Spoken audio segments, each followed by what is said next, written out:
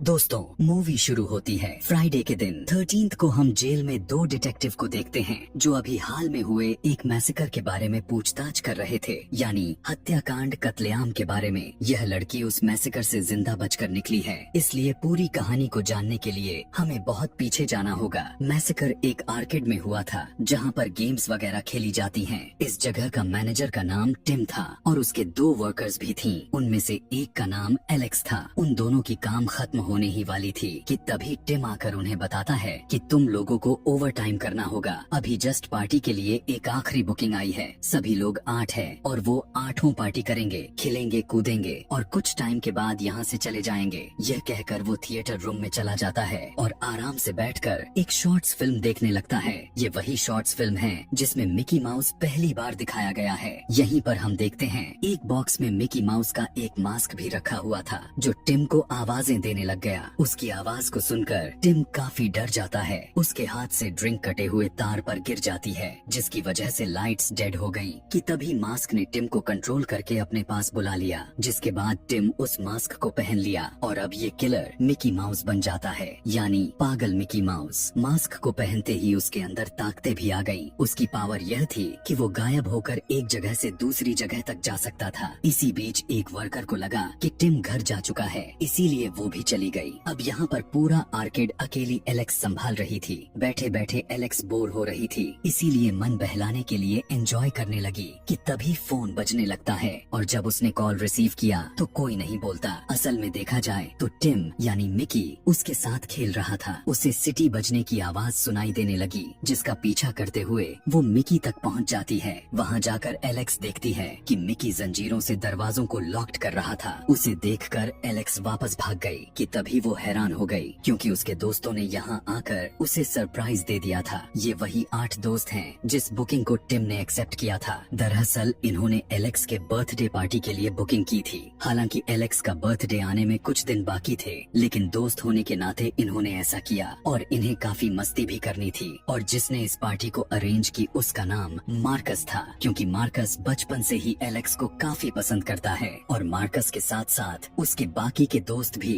Alex को काफी पसंद करते हैं। कुछ टाइम गुजरता है और मार्कस के 2 दोस्त फिल्म देखने जा रहे थे। जाते समय उनमें से एक दोस्त यह कहकर जाता है कि I will be right back, मैं वापस आ जाऊंगा। उसकी इस बात को सुनकर मार्कस हंसने लगता है, क्योंकि हॉरर मूवी में ऐसा नहीं बोलना चाहिए। क्योंकि देखा जाए तो हॉरर मूवी का रूल्स है कि जो ऐसे बोलता है वो कभी लौट कर नहीं आता। उस दोस्त के साथ कुछ ऐसा ही होता है। मिकी ने उन दोनों दोस्तों की जानें ले ली जो मूवी देखने के लिए गए थे और अब यहीं से खून कत्लेआम होना शुरू हो जाता है। यहाँ पर जिस चाकू से केक काटा गया था वो चाकू वहाँ से गायब हो चुका था। वहाँ के बाकी चाकू छुरियाँ भी गायब थीं। कि तभी ये देखते हैं कि बाहर जाने का रास्ता भी चेन से लॉक्ड कर दिया गया था। इसी के साथ उन सभी दोस्तों में से एक और दोस्त का नाम लिस्ट पर चढ़ गया। मिकी वहाँ आकर उसे भी दर्दनाक तरीके से मौत के घाट उतार दिया। फिर उसके बाद मारने की बारी आई फीमेल फ्रेंड्स की, लेकिन वो बच गई क्योंकि उसे हाथ में टॉर्च थी। यहाँ पर पता चलता है कि मिकी टॉर्च की लाइट से डरता है। उस लाइट में वो गायब तो बिल्कुल भी नहीं हो सकता। वो जैसे ही लाइट से बचकर दूर भागा तभी एक दूसरी फीमेल फ्रेंड उसके पास आ गई। मिकी ने दूर से ही अपने चाकू को झटका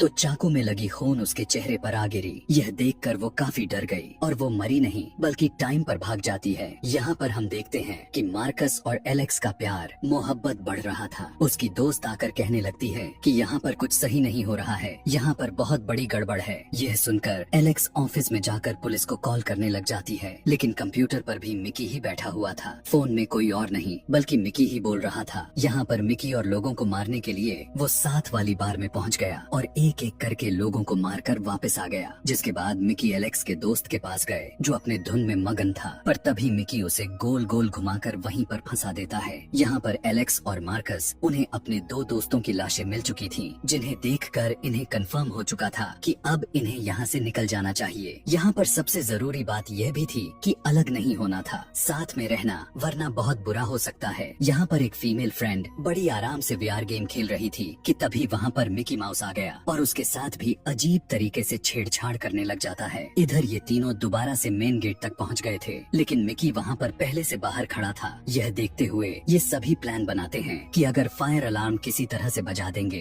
तो बिना फोन किए हुए वे सभी आ जाएंगे और हम सभी के सभी बच जाएंगे। लेकिन प्लान बनाते ही ये सभी अपना अलग ना होने वाला रूल्स को भूल जाते हैं और सभी अलग हो जाते हैं और एलेक्स भी इनसे अलग हो गई थी। वो जल्दी से जाकर अलार्म बजा तो दिया, लेकिन उसके सामने ही मिकी ने उसके एक दोस्त का गला काटकर काफी दर्दनाक तरीके से मौत के घाट उतार दिया। इसी बीच मार्कस भी माइक में बोलने लगा था कि ऊपर छत की तरफ भागो, फायर ब्रिगेड आती ही होगी। यह सुनकर दो दोस्त ऊपर की तरफ भागने लगे, लेकिन उनके रास्ते में आकर मिकी ने उसके टांग पर कट मार दिया और दूसरी दोस्त की तो जाने ही ले ली। इतने में एलेक्स इन दोनों के पास वापस आ चुकी थी और यह सभी सोच ही रही थी कि आगे हमें क्या करना है कि तभी बाहर जाकर मिकी फीमेल फ्रेंड को मारकर मौत का नींद सुला देता है। एलेक्स ने किलर को काफी पास से देखा, इसीलिए अब वो समझ चुकी थी कि किलर टेलीपोर्ट तो हो सकता है लेकिन फ्लैशलाइट में नहीं। अभी ये सभी सोच ही रहे थे कि आखिर क्या किया जाए, तभी वहाँ पर मिकी आ जाता है। उसे देखकर एलेक्स का दोस्त काफी कॉन्फिडेंस में उसके पास गया, यह सोचकर कि वो बातों से मामला सुलझा लेगा, लेकिन मिकी ने उसकी भी जान ले ली। कि तभी एलेक्स ने मिकी पर टॉर्च मार दी, लेकिन इस बार मिकी ने कुछ अलग करके दिखाया। भागने की बजाय वो हमला करके उसने टॉर्च की लाइट को रेड कर दिया और एलेक्स की गर्दन धड़ से अलग कर दिया। और देखा जाए तो यहाँ पर सबसे बुरी मौत एलेक्स की हुई है और मिकी जो बचे कुचे दोस्त हैं वो उन्हें भी नहीं छोड़ने वाला। और यहीं पर ये दर्दनाक वाली कहानी खत्म हो जाती है। इस कहानी के अगले पार्ट में हम जानेंगे कि आखिर वो लड़की कैसे बच गई थी जिस लड़की के साथ जेल में दो डिटेक्टिव पूछताछ कर रहे थे। Thanks for watching.